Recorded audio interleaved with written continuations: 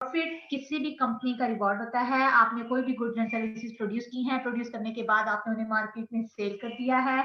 जब आप उसे मार्केट में सेल करोगे तो आपके पास जो अमाउंट आएगी उसमें से आपने रेंट भी पे करना है, वेजेस भी पे करनी है और इंटरेस्ट भी पे करना है। ये तीनों पेमेंट करने के बाद आपके पास जो अमाउंट बचेगी वो आपका प्रॉफिट होगा। ठीक है, और प्रॉफिट जो है वो total revenue minus total cost है।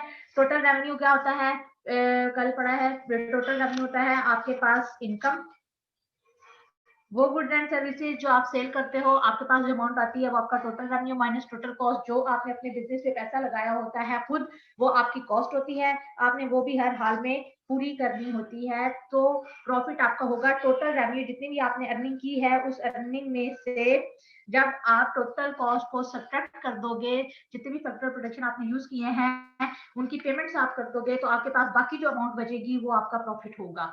उसके बाद है काइंड्स ऑफ प्रॉफिट, ये क्वेश्चन इंपॉर्टेंट है। ठीक है, काइंड ऑफ प्रॉफिट में हमारे पास नेट प्रॉफिट है। नेट प्रॉफिट क्या होता है, profit is the reward which an entrepreneur receive against his services, अपनी सर्विसेज के अगेंस्ट जो पेमेंट वो अर्न करता है।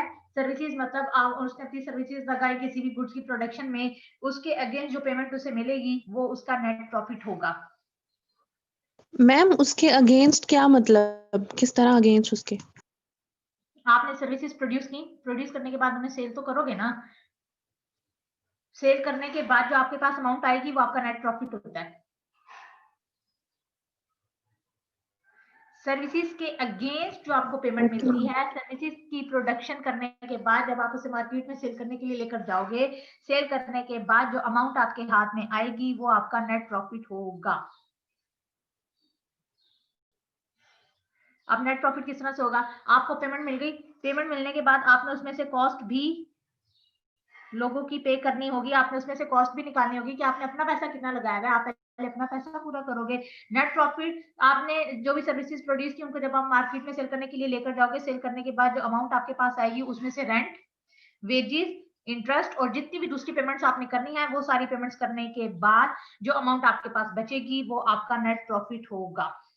ठीक है, नेट प्रॉफिट आपके पास क्या होता है, profit is the reward which an entrepreneur receive against his services, जो आप अपनी सर्विसेज के अगेंस्ट जो है वो रिसीव करते हो, और जितनी भी अमाउंट आपके हाथ में आती है प्रोडक्शन को सेल करने के बाद उसमें से रेंट, वेजेस, इंटरेस्ट और दूसरी जितनी पेमेंट्स आपने करनी होती हैं वो सब करने के बाद जो अमाउंट आपके पास रिमेनिंग होगी वो आपका नेट प्रॉफिट होगा।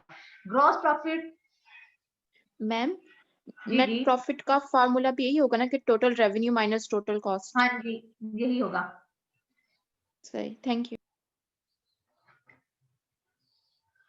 अच्छा, ग्रॉस प्रॉफिट क्या होता है, ये तो हो गया आपके पास वो जो नेट प्रॉफिट ग्रॉस प्रॉफिट में इंक्लूड होता है। ठीक है, आपको जो अमाउंट मिली, अमाउंट पे कर, अमाउंट जब आपके हाथ में आई उसमें से आपने कॉस्ट को सब्ट्रैक्ट कर दिया तो आपके पास नेट प्रॉफिट है। ग्रॉस प्रॉफिट एडिशनल जो रिसिप्ट्स हमें मिलते हैं प्रॉफिट की सूरत में वो टोटल हमारा ग्रॉस प्रॉफिट में आ जाएगा। इसमें नेट प्रॉफिट भी होगा, यानी जो भी गुड्स एंड सर्विसेज हमने प्रोड्यूस की उसको सेल करने के बाद हमें जो प्रॉफिट हुआ वो हमारा नेट प्रॉफिट, प्लस इसके अलावा जो एडिशनल प्रॉफिट हमें कहीं से मिला है, कहीं से हमने हासिल किया है, गेन किया है, वो हमारा ग्रॉस प्रॉफिट हो जाएगा।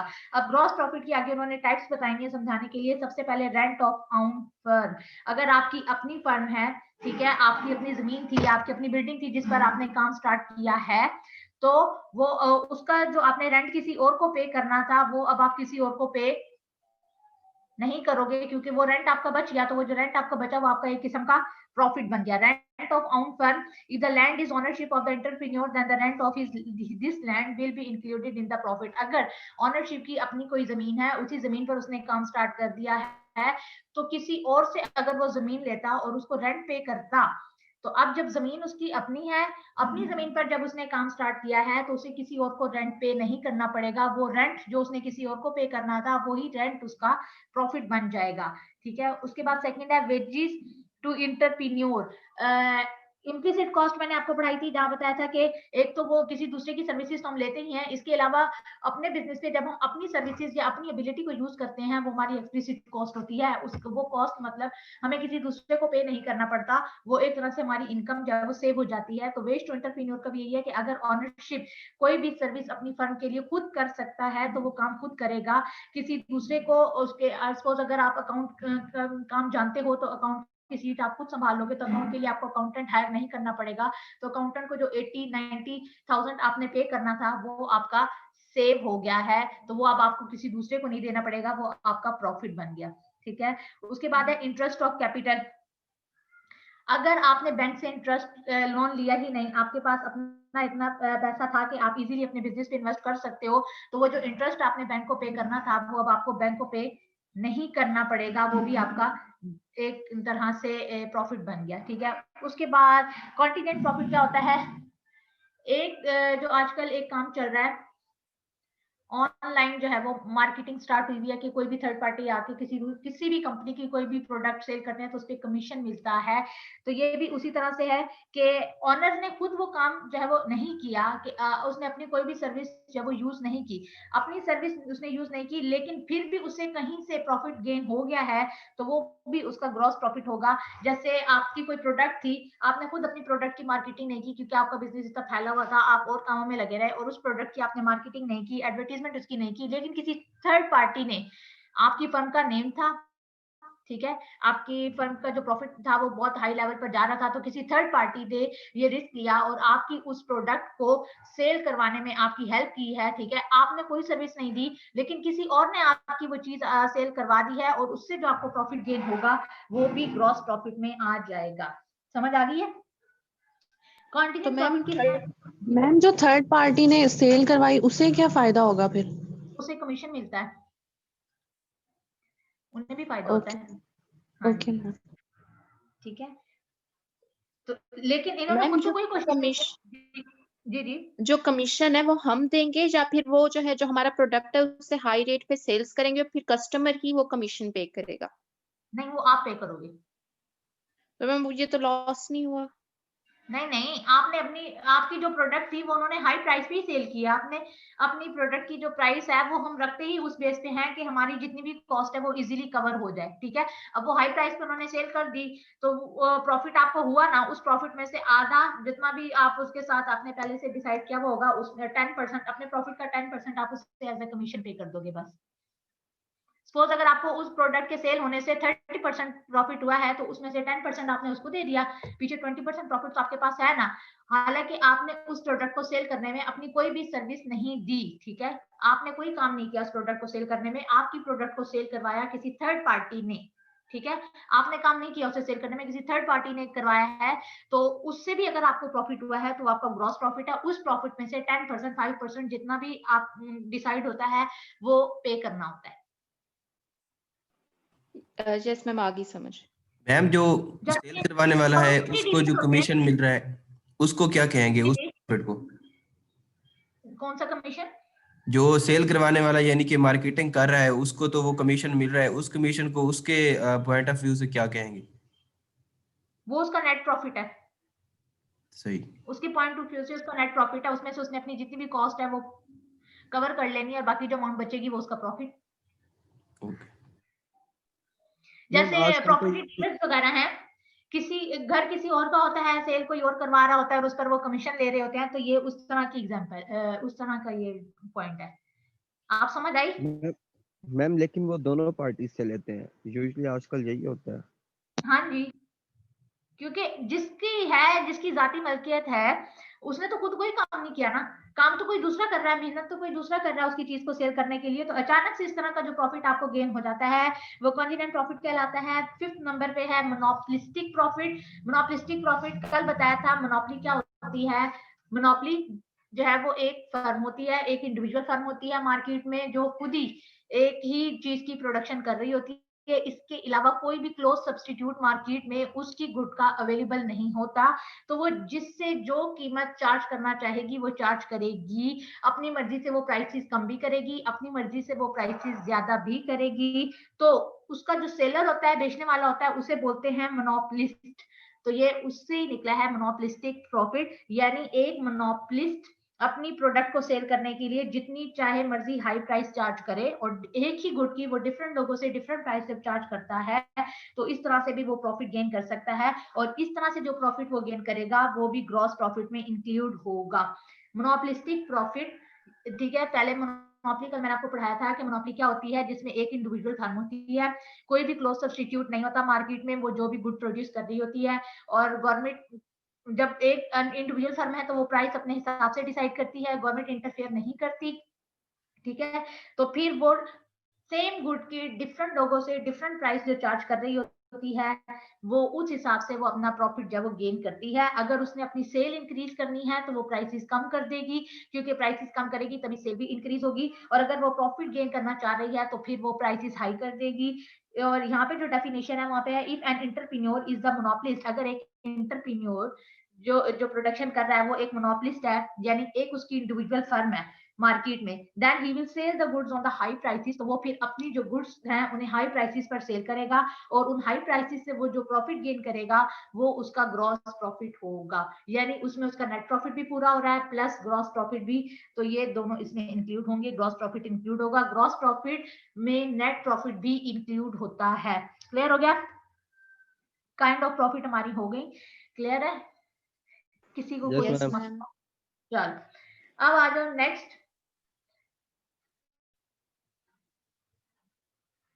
कल मैं आपको सारा पीछे से निशान लगवा दूंगी, मार्क करवा दूंगी कि हमने क्या क्या किया है, ठीक है। अब हमारा है परफेक्ट कंपटीशन, अलग से एक चैप्टर है, उसमें सिर्फ आपने ये देखना है कि परफेक्ट कंपटीशन में फर्म को प्रॉफिट और लॉस कहां पर होता है।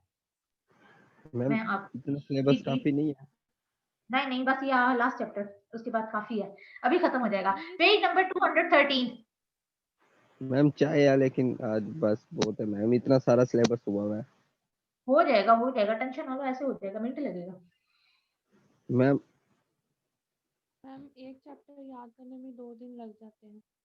मैम ये तो आप मिनट में करवा देंगे, हमें कितनी देर लगेगी? ये मैं आपको तैयारी में मैं कहूंगी, इसलिए मैं बोला ही नहीं, मुझे पता था किसी ने सिलेबस कम ही नहीं करना। हाँ जी। अच्छा चलो परफेक्ट कंपटीशन पे आ जाओ।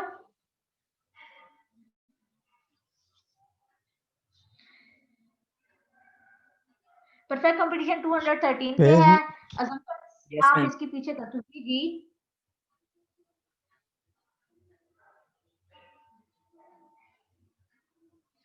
अच्छा जी, परफेक्ट कंपटीशन है, डेफिनेशन वही है, ठीक है, पर इसकी सिंपल डेफिनेशन भी आप लिख सकते हो। Perfect competition is a market structure in which there are large number of buyers and sellers and product homogeneity, ठीक है, और फ्री एंट्री और फ्री एग्जिस्ट, यानी यहाँ पर जो आपके assumptions के पॉइंट दिए हुए हैं उन्हीं से आप डेफिनेशन भी बना सकते हो, ठीक है। परफेक्ट कंपटीशन ऐसा मार्केट स्ट्रक्चर होता है जहां पर कोई भी कंपटीशन स्ट्रॉन्ग किस्म का कंपटीशन नहीं चल रहा होता, जस्ट आप अपनी क्या कहते हैं मार्केटिंग के थ्रू, अपनी बातों के थ्रू अपनी सेल को इंक्रीज कर सकते हो। प्राइसेस आप कम या ज्यादा नहीं कर सकते, क्योंकि प्राइसेस जो है ऑलरेडी सेट होती हैं, वो एक लीडर फर्म है मार्केट फोर्सेस में कोई भी एक लीडर फर्म होती है जिसे पेज नंबर क्या है? Page number 213 213। अच्छा मैम, इधर एक क्वेश्चन था, वो काइंडली आपसे पूछना था। assumption और exceptions में यानी कि फर्क क्या होता है? assumptions लॉ को डिफाइन करती है? हाँ जी, और एक्सेप्शन केसेस जहां पर आपका लॉ जो है वो फेल हो जाता है, चलो ठीक हो गया। ठीक है, जहां पर आपका लॉ बिल्कुल काम नहीं करता वो, ठीक है। परफेक्ट कंपटीशन वो मार्केट स्ट्रक्चर होता है जहां पर बेचने वाले भी बहुत सारे लोग होते हैं। अब क्या हुआ है? परफेक्ट कंपटीशन वो स्ट्रक्चर होता है मार्केट का जहां पर बेचने वाले भी बहुत सारे लोग होंगे, खरीदने वाले भी बहुत सारे लोग होंगे। प्राइसेस जो है वो गवर्नमेंट सेट नहीं करती, मार्केट फोर्सेस सेट करती हैं। मार्केट फोर्सेस वो होती हैं कि कोई भी मार्केट में बहुत सारी फर्में काम कर रही होती हैं, लेकिन एक फर्म ऐसी होती है जिसे बहुत ज्यादा प्रॉफिट गेन हो रहा होता है, तो उस फर्म को जो है आप लीडर बना देते हो। फिर वो लीडर फर्म जो भी प्राइस डिसाइड करेगी, उसके अंडर जितनी भी फर्में काम कर रही हैं उन सबको वही प्राइस फॉलो करनी पड़ती है, तो प्राइसेस चेंज नहीं होंगी। जितनी भी फर्में वहां पर काम कर रही हैं मार्केट में, सबकी जो प्रोडक्ट्स होंगी वो होमोजीनियस होंगी, उनमें कोई भी बायर 1% का भी डिफरेंस नहीं कर सकता। उनकी क्वालिटी, क्वांटिटी, पैकिंग, सब कुछ, शेप, कलर, सब कुछ जो है वो सेम होगा। ये हमारे पास अजम्पशन, ये परफेक्ट कंपटीशन है, ठीक है। अजम्पशंस पीछे आप मैं कल या परसों ही मैंने आपको पढ़ाई है। इसकी अजम्पशंस ये हैं, अजम्पशंस वो होती हैं जिस पर जो थ्योरी होती है या जो लॉ होता है या जो प्रिंसिपल होता है वो बेस कर रहा होता है large number of buyers and seller. Perfect competition में large number of buyers and sellers होंगे तो कोई भी डिमांड को इफेक्ट नहीं कर सकता, यानी ऐसे नहीं हो सकता कि एक बड़ी सी मार्केट है उसमें बहुत सारी फर्में हैं और सेम गुड चीज सेल की जा रही है, तो कभी भी ये कंडीशन फेस नहीं करनी पड़ेगी कि अचानक से डिमांड कम या ज्यादा हो जाए। अगर थोड़ी सी भी डिमांड में इजाफा होता है तो दूसरी फर्में भी वही चीज सेल कर रही हैं, तो वहां से आप डिमांड पूरी कर सकते हो। प्रोडक्ट होमोजेनिटी, अब ये काफी सारा लिखा हुआ है, तो आप जस्ट अजम्पशंस को ही एक्सप्लेन कर दो। जैसे आपने अजम्पशन लिखी large number of buyers and seller, तो आप सिर्फ मेंशन कर दो in perfect competition there are large number of buyers and seller, बस, ठीक है। उसके बाद product homogeneity in perfect competition all the firms sell the homogeneous goods, जितनी भी फर्म्स हैं वो सब की सब होमोजेनियस गुड्स ही सेल करेंगी, एक जैसी गुड्स ही सेल करेंगी। उनकी जो गुड्स होंगी या सर्विसेज जो भी वो सेल कर रहे होंगे उनमें 1% का चेंज भी आप नहीं कर सकते हो। Free entry and exit of the firm, किसी फर्म को लॉस हो रहा है तो वो फ्रीली मार्केट को छोड़कर जा सकती है, और किसी ने आना है तो वो विदाउट एनी परमिशन या किसी से परमिशन लिए बगैर आप मार्केट में एंटर भी हो सकते हो, ठीक है। उसके बाद है प्रॉफिट मैक्सिमाइजेशन, जितनी भी फर्में काम कर रही हैं और प्रोडक्ट भी होमोजीनियस है तो सबकी कोशिश यही होगी कि ज्यादा से ज्यादा प्रॉफिट गेन किया जाए। हर फर्म की यही कोशिश होगी कि उसकी सेल ज्यादा हो, सेल ज्यादा होगी तो मतलब उस फर्म को प्रॉफिट भी ज्यादा हो रहा है। नो गवर्नमेंट रेगुलेशन, कोई भी गवर्नमेंट के रूल्स एंड रेगुलेशन इतने ज्यादा स्ट्रिक्ट नहीं होंगे जो फॉलो करने पड़ेंगे, क्योंकि प्राइसेस मार्केट फोर्सेज ने डिसाइड की हैं, तो रूल्स एंड रेगुलेशन भी मार्केट फोर्सेज ही आपको बताएंगी। मार्केट फोर्सेज एक लीडर फर्म जिसको बहुत ज्यादा प्रॉफिट गेन हो रहा होता है वो लोग डिसाइड करते हैं कि प्राइस क्या होगी, क्या रूल्स एंड रेगुलेशन होंगे। अगर ये फर्स्ट 5 कंडीशन परफेक्ट कंपटीशन की एक मार्केट में पूरी हो रही है तो इट्स मीन वहां पे प्योर कंपटीशन है, किसी किस्म की डिस्टरबेंस नहीं है। अगर ये फर्स्ट 5 कंडीशंस एक मार्केट में या एक मंडी में पूरी हो रही हैं तो वहां पर प्योर कंपटीशन चल रहा है। उसके बाद अगर 6 और 7 पॉइंट्स भी इंक्लूड हो जाएंगे तो ये परफेक्ट कंपटीशन बन जाएगा। 6 पॉइंट क्या है? Perfect mobility of factors of production. आप 2 फैक्टर्स ऑफ प्रोडक्शन यूज करते हो, लेबर और कैपिटल, ठीक है। तो लेबर एक फर्म से दूसरी फर्म में इजीली मूव कर सकते हैं या एक शहर से दूसरे शहर में इजीली जा सकते हैं। काम के सिलसिले में किसी किस्म की कोई भी पाबंदी या रिस्ट्रिक्शन जो है वो लागू नहीं होंगी। आप इजीली एक फर्म से दूसरी फर्म में और एक जगह से दूसरी जगह आप मूव कर सकते हो, और इसी तरह से आप कैपिटल को भी एक जगह से दूसरी जगह मूव करवा सकते हो, या आप अगर अपनी इन्वेस्टमेंट किसी दूसरे शहर में करना चाह रहे हो तो वो भी आप इजीली कर सकते हो। Perfect knowledge about the market, जितने भी बायर्स कोई चीज खरीदने आ रहे हैं उन्हें पता होना चाहिए कि मार्केट में इस टाइम पे क्या प्राइसेस सेट हैं। ऐसा ना हो कि कोई भी आपसे कम या ज्यादा प्राइस चार्ज कर ले, कम तो नहीं करेंगे, ज्यादा प्राइस ही चार्ज कर सकते हैं। और जितने भी बेचने वाले या न्यू फर्म्स एंटर हो रही हैं उन्हें भी पता होना चाहिए कि मार्केट में क्या रूल्स एंड रेगुलेशन है। तो 6 और 7 पॉइंट भी अगर मार्केट में कंप्लीट हो रहा है तो फिर ये परफेक्ट कंपटीशन बन जाएगा, ठीक है। परफेक्ट कंपटीशन की डेफिनेशन पहले भी कर चुके हो, परफेक्ट कंपटीशन के assumptions पहले भी कर चुके हो, तो ये पुराना था। अब आ जाओ सेकंड पॉइंट, इसका बस यही एक टॉपिक करना है, equilibrium of the firm under perfect competition. Under perfect competition में एक फर्म को इक्विलिब्रियम कहाँ पे अटेन होता है? इक्विलिब्रियम का मतलब वो पॉइंट जहां पर आपकी आउटपुट ज्यादा से ज्यादा हो और आपका प्रॉफिट भी ज्यादा से ज्यादा हो, वो होता है हमारा इक्विलिब्रियम पॉइंट। अब price and output determination, price आप कहाँ पे सेट करोगे या प्राइस जो आपकी लीडर फर्म होती है वो कहाँ पे सेट करेगी, और आउटपुट आप कितनी लेकर आओगे मार्केट में सेल करने के लिए, ये आप यहाँ पे हम डिस्कस करेंगे, ठीक है। अब है हमारे पास इक्विलिब्रियम बताना है, the firm that produce the output with minimum cost. अच्छा, एक फर्म जो अपनी आउटपुट की प्रोडक्शन करती है उस लेवल पर जहां पर उसकी कॉस्ट कम से कम हो। अब ये सारे कॉस्ट कर्व जो आप पीछे पढ़ के आए हो ये माइंड में लेकर आना आपका काम है, ठीक है। टोटल कॉस्ट पढ़ाई थी, एवरेज टोटल कॉस्ट पढ़ाई थी, यू शेप एक कर्व बनवाया था, उसमें एक मैक्सिमम पॉइंट बताया था कि जहां पर आपकी जो प्रोडक्शन है वो मैक्सिमम होती है और यहाँ पर कॉस्ट आपकी कम हो जाती है। उस लेवल पर जहां पर आपकी आउटपुट जो है वो मैक्सिमम हो, आप ज्यादा से ज्यादा प्रोडक्शन कर रहे हो लेकिन आपकी कॉस्ट जो है वो कम होती जा रही है, वो आपका ऑप्टिमम लेवल होता है और उसे ऑप्टिमम फर्म बोलते हैं। The firm that produce the output with minimum cost, वो फर्म जो अपनी आउटपुट की प्रोडक्शन कर रही है कम से कम कॉस्ट पर। The optimal level of output which can be obtain only by utilising the plant at its capacity level.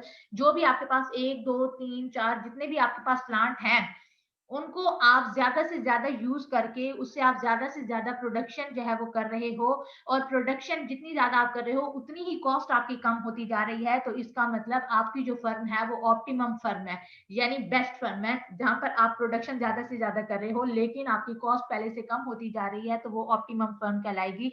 Bye producing the output with minimum per unit cost, जैसे ही आप आउटपुट की प्रोडक्शन करते हो तो पर यूनिट कॉस्ट आपकी कम होती जा रही है। The firm can achieve it's target, तो फर्म जो है वो अपना टारगेट अचीव कर रही है। फर्म का टारगेट क्या है? प्रॉफिट। और प्रॉफिट तभी हो सकता है जब आप प्रोडक्शन ज्यादा से ज्यादा करो लेकिन कॉस्ट जो है वो पहले से कम हो जाए। तो ये हमारे पास इक्विलिब्रियम है। और फर्म को प्रॉफिट कहां पर होगा? प्रॉफिट का अभी पीछे आप एक सिंपल इक्वेशन पढ़ के आए हो, total revenue minus total cost. अपनी रेवेन्यू में से कॉस्ट को आप माइनस कर दोगे तो जो अमाउंट आपके पास बचेगी वो आपका प्रॉफिट है। यानी जितनी भी आपने प्रोडक्शन की, प्रोडक्शन को आप मार्केट में लेकर गए, उसको जब आप वहां पर सेल करते हो, उससे जो अमाउंट आपको मिलती है उस अमाउंट में से आप वेजीज, रेंट, इंटरेस्ट, या आपने इंश्योरेंस की कोई पॉलिसी अडॉप्ट की हुई है तो उस पर जो आपने प्रीमियम देना होता है हर महीने का, वो सब पेमेंट करने के बाद जो अमाउंट आपके पास बचेगी वो आपका प्रॉफिट होगा। ठीक है। अब यहाँ पे बुलेट्स में 2 पॉइंट्स दिए हुए हैं। Normal profit is included in the cost item of the firm. जो नॉर्मल प्रॉफिट होता है, नॉर्मल प्रॉफिट किसकी इक्वल होता है? जहां पर प्राइस और कॉस्ट दोनों इक्वल हो जाए, यानी जितना आपका पैसा लगा है और आपने जो चीज प्रोड्यूस किया उसकी प्राइस भी मार्केट में उतनी ही है। यानी आपको 15,000 लगा और जब आप उस चीजों को सेल करने गए हो तो तब भी आपको 15,000 की मिला है, तो ये नॉर्मल प्रॉफिट है जहां पर प्राइस और कॉस्ट दोनों इक्वल हो जाते हैं, वो आपका नॉर्मल प्रॉफिट होता है। प्रॉफिट सेकंड बुलेट में जो फर्स्ट वाला साइन बना हुआ है वो प्रॉफिट का है। पाई इज द प्रॉफिट, ये प्रॉफिट है। Above the normal profit of the return, ये फिर मैं आपको डायग्राम बनवाती हूँ, उसमें मैं आपको बताती हूँ। अच्छा जी, एक फर्म है, परफेक्ट कंपटीशन आप लोग कर रहे हो। परफेक्ट कंपटीशन में जो टोटल रेवेन्यू का कर्व है वो बिल्कुल स्ट्रेट है। अब स्ट्रेट किस वजह से है? क्योंकि प्राइस जो है वो मार्केट फोर्सेस ने सेट की हुई है, आप सेट नहीं करोगे। प्राइस जो है वो मार्केट फोर्सेस सेट करेंगी। कोई भी एक लीडर फर्म होगी जो प्राइस को सेट करेगी और सबको वो फॉलो करना पड़ेगा। तो प्राइस ऑलरेडी सेट है, प्राइस को हम कम या ज्यादा नहीं कर सकते हैं। ठीक है, प्राइस सेट है, प्राइस कम या ज्यादा नहीं कर सकते। तो टोटल रेवेन्यू का जो कर्व है वो हमारे पास स्ट्रेट बनेगा। अब टोटल रेवेन्यू होता क्या है? बिल्कुल स्ट्रेट आपने स्केल से बनाना है, यहाँ पे तो ऐसे ही बनेगा। टोटल रेवेन्यू होता क्या है? आपने जितनी भी गुड्स एंड सर्विस प्रोड्यूस की हैं, गुड्स एंड सर्विसेज को जब आप मार्केट में जो भी प्राइसेस सेट होती हैं उन पर लेकर जाते हो सेल करने के लिए, जितनी भी आपने गुड्स एंड सर्विसेज प्रोड्यूस किया उन सबको सेल करने के बाद आपके पास जो अमाउंट बचती है या जो भी अमाउंट आपके पास आती है वो आपका रेवेन्यू होता है। बेसिकली वो इनकम ही होती है जिससे आप अर्न करते हो, लेकिन इकोनॉमिक की जबान में या लैंग्वेज में हम उसे रेवेन्यू बोलते हैं कि आपकी फर्म ने इतना रेवेन्यू कलेक्ट किया है, ठीक है, इन चीजों को सेल करने से। तो सबसे पहली जो अप्रोच है वो टोटल अप्रोच है। टोटल अप्रोच मतलब टोटल रेवेन्यू और टोटल कॉस्ट के कर्व से आप बताओगे कि फर्म को मैक्सिमम प्रॉफिट या मैक्सिमम आउटपुट वो कहाँ पे गेन करेगी। तो टोटल रेवेन्यू हमारी स्ट्रेट लाइन इस वजह से है क्योंकि हमारी प्राइसेस जो हैं वो फिक्स हैं। प्राइसेस हम कम या ज्यादा नहीं कर सकते हैं। जब हम प्राइसेस कम या ज्यादा नहीं करते तो इस वजह से टोटल जो रेवेन्यू का कर्व है वो बिल्कुल स्ट्रेट फॉर्म में बनेगा। लेकिन जो टोटल कॉस्ट है, टोटल कॉस्ट आपको पहले भी बताया था 0 पॉइंट से स्टार्ट नहीं होती। टोटल कॉस्ट में फिक्स कॉस्ट हमारे पास इंक्लूड होती है। फिक्स कॉस्ट हमारी कभी भी 0 नहीं होती, चाहे आप प्रोडक्शन कर रहे हो चाहे आप प्रोडक्शन नहीं कर रहे हो, फिर भी आपको फिक्स कॉस्ट हर हाल में पे करनी पड़ती है। तो जब फिक्स कॉस्ट हमारी 0 नहीं होगी तो टोटल कॉस्ट भी हमारी 0 नहीं होगी। तो टोटल कॉस्ट का जो कर्व है वो ऊपर 0 पॉइंट के ऊपर से स्टार्ट होगा। 0 पॉइंट के ऊपर से स्टार्ट जब होगा तो स्टार्टिंग में जब भी प्रोडक्शन करोगे कॉस्ट आपको ज्यादा बियर करनी पड़ेगी, फिर आहिस्ता आहिस्ता कॉस्ट कम, और कॉस्ट कम होने के बाद फिर से आपकी कॉस्ट जब वो ज्यादा हो जाती है। ये हमारे पास कॉस्ट का कर्व है। अब ये कॉस्ट कर्व आपने वहां पढ़ा था, कॉस्ट कर्व हमारा यू शेप होगा, तो ये उसी तरह से थोड़ा बहुत यू शेप बना है, लेकिन आपने बनाना ऐसे ही है क्योंकि प्राइस फिक्स है, कॉस्ट फिक्स्ड नहीं है। इस वजह से हमारी जो कॉस्ट है वो कम या ज्यादा हो रही है। प्राइस फिक्स्ड है लेकिन कॉस्ट जो है वो फिक्स नहीं है। कॉस्ट हमारी वेरिएबल है। आउटपुट की प्रोडक्शन के साथ आपकी कॉस्ट है वो चेंज होगी, और अगर आप प्रोडक्शन ज्यादा करोगे कॉस्ट ज्यादा होगी, प्रोडक्शन कम करोगे कॉस्ट कम होगी। इस वजह से ये कॉस्ट का कर्व हमारा इस शेप का है। ठीक है, अब ये कॉस्ट कर्व क्या बता रहा है कि अगर आप इस पॉइंट को हमने नेम दिया कि ये ए है, ये हमारे पास ए पॉइंट है और ये हमारे पास बी पॉइंट है। अब आप मुझे बताओगे कि अगर हम पॉइंट ए के इस तरफ आते हैं इस एरिया में, तो यहाँ पर टोटल रेवेन्यू ज्यादा है या टोटल कॉस्ट ज्यादा है? Total cost ma'am. कॉस्ट ज्यादा है मैम। अच्छा, अब आप बताओगे कि अगर आप इस एरिया में प्रोडक्शन करते हो तो प्रॉफिट होगा या लॉस होगा? लॉस। ठीक है, ये आपका इस पॉइंट ए के लेफ्ट साइड पे जब आप आओगे, इस एरिया में अगर आप प्रोडक्शन करते हो तो यहाँ पर टोटल कॉस्ट आपको ज्यादा बियर करनी पड़ेगी, यानी कॉस्ट ज्यादा है और रेवेन्यू आपका कम है। मतलब आपकी जो अमाउंट है, मैं यहाँ पे बता देती हूँ, आपकी जो टोटल कॉस्ट है वो 20,000 आपने अपने बिजनेस से अब तक लगाई है या जो भी चीजें आप प्रोड्यूस कर रहे हो, लेकिन जब आप मार्केट में सेल करने के लिए लेकर गए तो आपको सिर्फ मिला 10,000 उसका, तो आपको रेवेन्यू कम हुआ है और कॉस्ट आपकी ज्यादा है। ये आपकी कॉस्ट और ये आपका रेवेन्यू। कॉस्ट आपकी ज्यादा है, पैसा आपका ज्यादा लग गया है, रेवेन्यू आपको इतना मिला नहीं है, इनकम आपने उससे इतनी अर्न नहीं की है, तो ये एरिया है लॉस का। यानी अगर आप यहाँ पर प्रोडक्शन करते हो तो आप जो है वो लॉस में जाओगे। इसके अलावा अगर आप पॉइंट बी के इस साइड पे आते हो, राइट साइड पे, तो यहाँ पर क्या कंडीशन है? कॉस्ट ज्यादा है या रेवेन्यू ज्यादा है? पॉइंट कॉस्ट ज्यादा है। यहाँ पर भी आपकी कॉस्ट ज्यादा है और रेवेन्यू क्या है? कम है। तो यहाँ पर भी अगर आप प्रोडक्शन करोगे तो आपकी फर्म को हो जाएगा लॉस।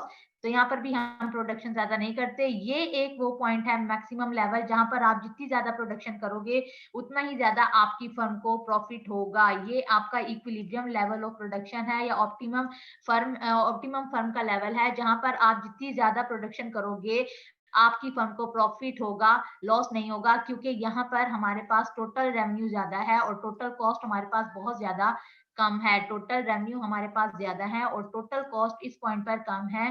पॉइंट ए से पहले अगर हम प्रोडक्शन करेंगे तो वो लॉस में जाएगा, पॉइंट बी के बाद अगर प्रोडक्शन करेंगे वो भी लॉस में जाएगा, लेकिन पॉइंट ए और पॉइंट बी के दरमियान का जो एरिया है वहां पर आपकी फर्म जितनी ज्यादा प्रोडक्शन करेगी उतना ज्यादा आप प्रॉफिट में जाएंगे।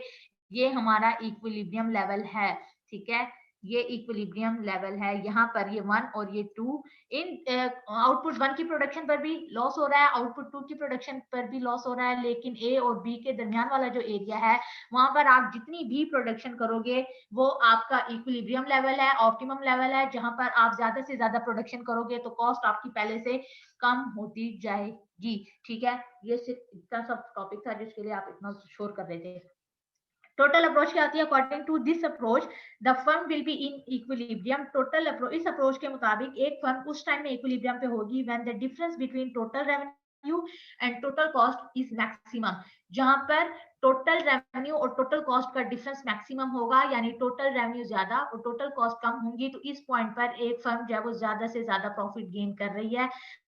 अगर आप पॉइंट ए को देखते हो तो यहाँ पर टोटल रेवेन्यू टोटल कॉस्ट दोनों सेम है। पॉइंट ए को अगर आप देखते हो तो टोटल रेवेन्यू और टोटल कॉस्ट दोनों सेम है, यानी जितना आपने कॉस्ट लगाई उतना ही आपको मिल गया, उससे ज्यादा आपने गेन नहीं किया, तो ये नॉर्मल प्रॉफिट है। पॉइंट ए पर आपका नॉर्मल प्रॉफिट है, पॉइंट बी पर भी नॉर्मल प्रॉफिट है, लेकिन ए और बी के दरमियान वाला जो एरिया है यहाँ पर आप जितनी भी प्रोडक्शन करोगे उससे आपको ज्यादा से ज्यादा प्रॉफिट ही होगा। ये मैक्सिमम डिफरेंस है टोटल रेवेन्यू और टोटल कॉस्ट का। यहाँ पर फर्म जितनी प्रोडक्शन करेगी वो प्रॉफिट में जाएगा।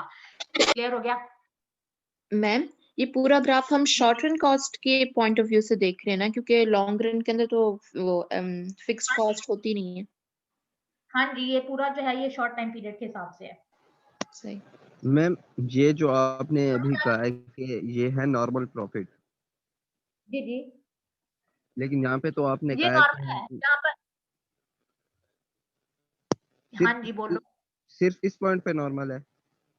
हाँ जी, ए और बी पे ये जो है ना, इसको हम बोलते हैं एब नॉर्मल प्रॉफिट। एब नॉर्मल प्रॉफिट का मतलब आपके रेवेन्यू बहुत ज्यादा है और कॉस्ट बहुत ज्यादा कम है, यानी आप प्रोडक्शन बहुत ज्यादा कर रहे हो और उस पर जो आपका अपना पैसा लग रहा है वो बहुत ज्यादा कम है, तो इसे एब नॉर्मल प्रॉफिट बोलते हैं। ये जो दरमियान वाला एरिया है यहाँ पर फर्म बहुत ज्यादा अर्निंग और बहुत ज्यादा प्रॉफिट गेन कर रही है। मैम एक ही लेफ्ट साइड पे नॉर्मल प्रॉफिट नहीं है। नहीं, ए के लेफ्ट साइड पे आप आओगे तो वो लॉस में जाएगा। देखो कॉस्ट जो है वो ज्यादा है और रेवेन्यू आपके पास क्या है? कम है, तो ये लॉस है।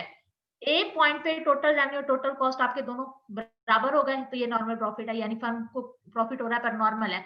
बी पर भी आप अगर प्रोडक्शन करते हो तो आपको नॉर्मल प्रॉफिट ही मिलेगा, यहाँ पर भी रेवेन्यू और कॉस्ट दोनों इक्वल है, लेकिन बी के बाद अगर आप प्रोडक्शन करोगे तो वो लॉस में चला जाएगा, वहां पर फिर कॉस्ट आपकी ज्यादा और रेवेन्यू कम हो जाएगा। मैम अगर नाराज ना हो तो रेवेन्यू का दोबारा रिवाइज करवा दें, मैंने सिग्नल ड्रॉप हो रहे थे, समझ नहीं आई थी उस टाइम रेवेन्यू किसे कहते हैं। रेवेन्यू बेसिकली एक फर्म की इनकम होती है, ठीक है। अब आपने जितनी भी गुड्स एंड सर्विसेज प्रोड्यूस की हैं, आपको पता है मार्केट में उनकी प्राइस क्या है, ठीक है। सपोज अगर आपने कोई भी गुड प्रोड्यूस किया, उसकी मार्केट में प्राइस 10 है और आपने उसके 100 यूनिट जब वो प्रोड्यूस कर दिए, और 100 यूनिट को जब आप मार्केट में सेल करने के लिए लेकर जाओगे तो आपको 10,000 मिलेगा। तो वो जो 10,000 आपको मिला वो आपका रेवेन्यू है, यानी आपकी इनकम है। क्लियर हो गया? जी मैम। ठीक है, तो ये वही है कि टोटल कॉस्ट और टोटल रेवेन्यू, कि कितना आपने पैसा लगाया और उसके बदले आपको कितना मिल रहा है। तो इस हिसाब से हम डिसाइड करेंगे कि हमारी फर्म की प्रोडक्शन हम कहाँ पर ज्यादा से ज्यादा कर सकते हैं। क्लियर है यहाँ तक? Yes yes ma'am. मैम। जी मैम। यहाँ तक कोई मसला? इतना इजी तो था जिसपे इतना शोर डाला हुआ था, छोटा सा मैम टॉपिक था। अक्सर जो थर्ड पार्टी होती है, पहले आप कह रहे थे थर्ड पार्टी हमारी परचेज प्रोडक्ट को सेल करने में मदद करती है, तो वो हाँ जी, रीप्राइसिंग भी कर देते हैं अक्सर, मतलब हमारी प्राइसिंग 10 है तो वो उसको 15 करके आगे सेल कर देते हैं, हमें पता नहीं चलता उस बात का। हाँ जी, होता है, अक्सर होता है। कमीशन भी ले लेते हैं इधर से और वो सेल भी हमारी। हाँ जी, लेकिन तो आपको इस तरह हमें लॉस नहीं है कि हमारी सेल फिर कम हो जाएगी ऐसा। डिसाइड किया था, आपको उतना मिल गया। ये सब कुछ पहले से डिसाइडेड होता है कि अगर आप थर्ड पार्टी के साथ कॉन्ट्रैक्ट कर रहे हो तो उस पे आप पहले उनसे डिसाइड करोगे कि आपको प्रॉफिट इतना होना चाहिए, और अगर वो उतना ही प्रॉफिट आपको लाकर देते हैं तो फिर अब उन्होंने उस चीज को किस हिसाब से सेल किया है उस पर फिर आप डिस्कशन नहीं कर सकते हो। ऑलरेडी सब कुछ साइन होता है, कॉन्ट्रैक्ट पे सिग्नेचर हो चुके होते हैं, उसके बाद ये सब कुछ होता है। मैम ये फिर हमारी प्रोडक्ट ऐसा डिक्रीज होने सेल वैल्यू डिक्रीज नहीं हो जाएगी इसकी? रेट ज्यादा होगा तो दूसरी पार्टी दूसरी फर्म आके उस चीज के मुतबादल निकाल दे, हाँ जी, नुकसान तो हमें है ना। हाँ तो वो बाद में, पहले तो प्रॉफिट गेन करके एंजॉय कर लोगे ना, अयाशियां जो करनी होंगी पहले कर लेंगे, बाद में सोचेंगे क्या कर दिया।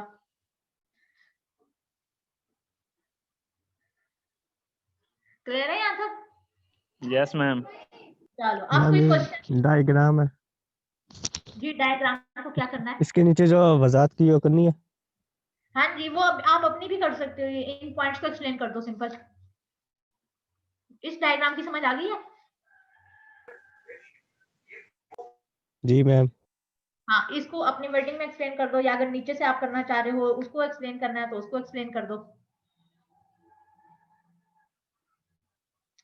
आगे इस डायग्राम के ड्रॉबैक्स भी दिए हुए हैं, तो वो फिर मैं आपको कल बता दूंगी। अभी आपने कोई क्वेश्चन वगैरह करना है, कुछ पूछना है, कोई सिलेबस से रिलेटेड कोई इश्यूज हैं, कुछ पढ़ना है, तो वो सब आप मुझे बता दो ताकि हम वो शेड्यूल कर लें, क्योंकि नेक्स्ट वीक में सब कुछ हम रिवाइज करेंगे, हम कुछ नहीं पढ़ेंगे आगे, पिछला सारा रिवाइज करवाऊंगी। मैम पहले कल आप निशान लगवा दीजिएगा ना, फिर सब लोग देख लेंगे, फिर आपको नेक्स्ट वीक बता देंगे, फिर आप पढ़ा दीजिएगा या जो भी इशू हुआ। चलो मैम ठीक मुझे है। ना सिर्फ ग्रास में इश्यू आता है और किसी में नहीं आता। ग्राफ में इशू है? ग्राफ मजे के हैं। मैम मजे की है लेकिन समझ नहीं मैम आती। मुझे भी ग्राफ में ही आता है। मैम ये चलो क्वेश्चन तो बता दें कैसे कैसे बनेंगे।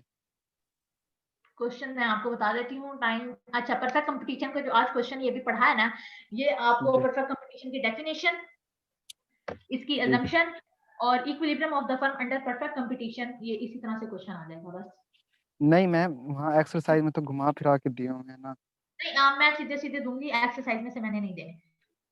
ठीक है ठीक है मैम अगर मैम। ये वाला लॉन्ग जी मैम जी, ये जो मैम प्योर अगर कंपटीशन, एक को तो बोलने दो। जी जी, पास कर लो दोनों।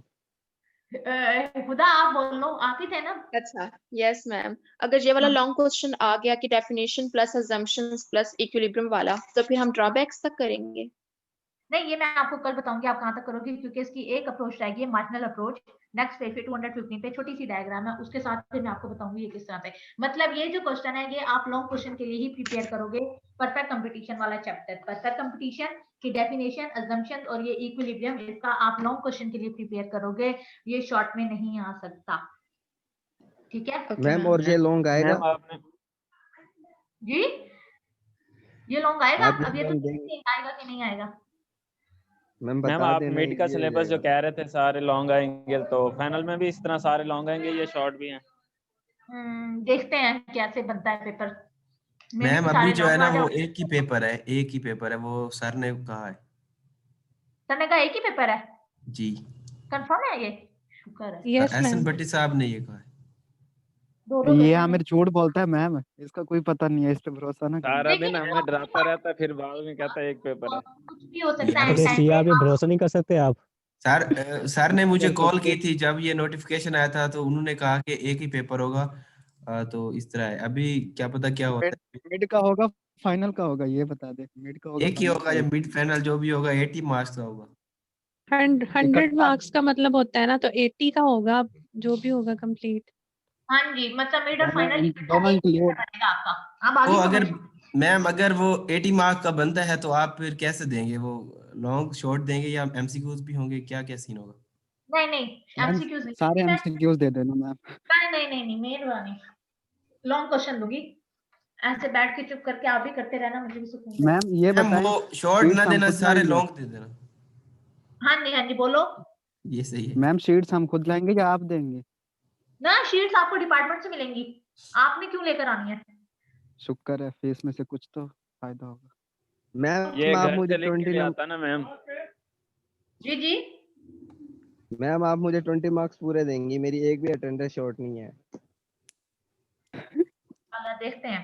अच्छा मैम मैम एक वोट क्वेश्चन डाल दो, सबने पर्चियाँ पूछ डाल लिया। देना। मैं मैम हमारे अच्छा अब कीजिएगा। इंशाल्लाह। मैं